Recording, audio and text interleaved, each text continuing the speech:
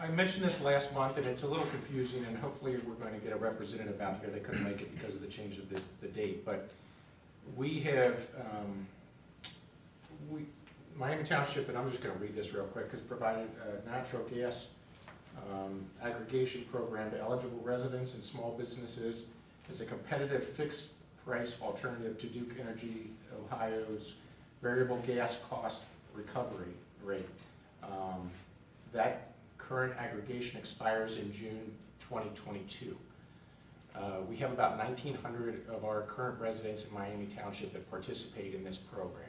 The idea is that your gas rate and your electric rate are fixed throughout the year, and that they're not going to go sky high in the winter months when you're using all kinds of heat, and and that your electric when you're running the AC unit all year, all summer long. So our consultant Energy Alliance has recommended, due to the unbelievable fluctuation of rates and just not being able to lock in a fixed rate that is favorable to our residents, that we actually let that expire.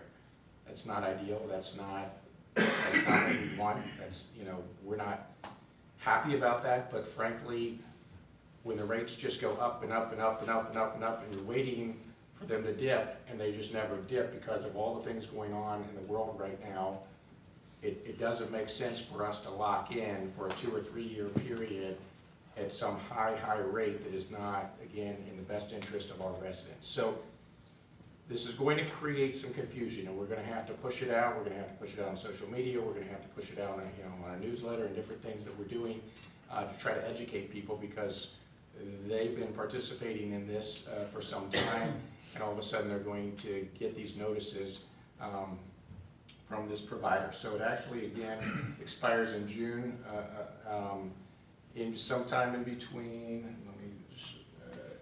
I was communicating with our consultant in the last day or two, but sometime between May 15th and June 15th, they will get a letter from Energy Alliance notifying them of this change.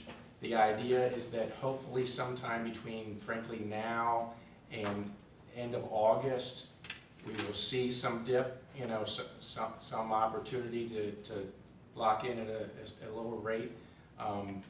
Frankly, with gas, you're using less of it in the summer anyway. So the big goal is to get something locked in for the fall, so that once rates go back up in the winter, again, you can be back in this program. But we could have a 1, 2, 3, 4 month period where people are sort of kicked out of this program, have to go back onto Duke's until we can get back in. So I know there's, again, we're going to get some calls up here. We're going to get some confusion.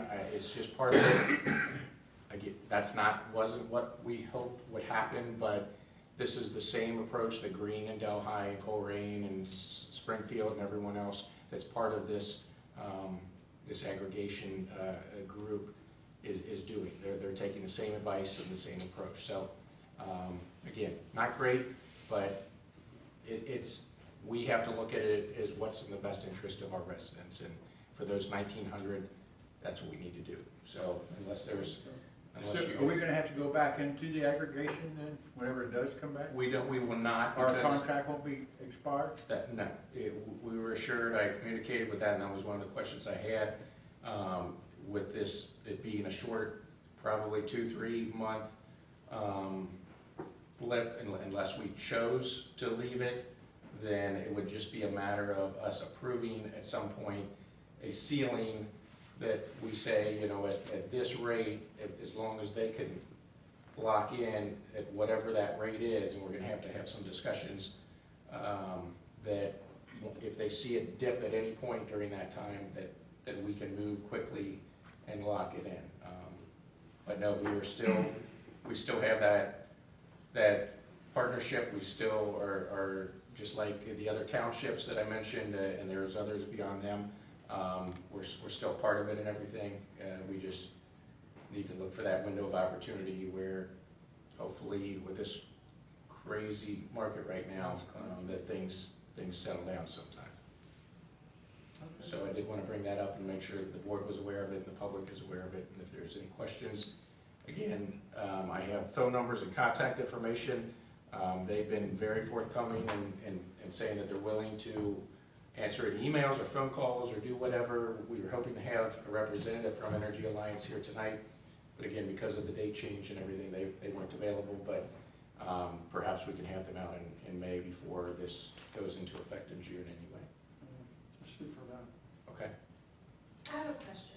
Yes. So the residents of Miami Township that are going to be receiving these notices, when we finally do lock that back in, will the Energy Alliance then send something back out to them saying it's kicked back in and they're a member, they're reinstated, we won't have to do anything more? Correct. They're the ones that basically administer all of this and are sort of our partner on making sure that, you know, that we're making good, sound decisions and that we're communicating. But again, it's just no matter how much we try to do outreach and let people know, I'm sure there's still gonna be some questions. It's just the nature of 1,900 folks getting a letter all at one time. So. Okay.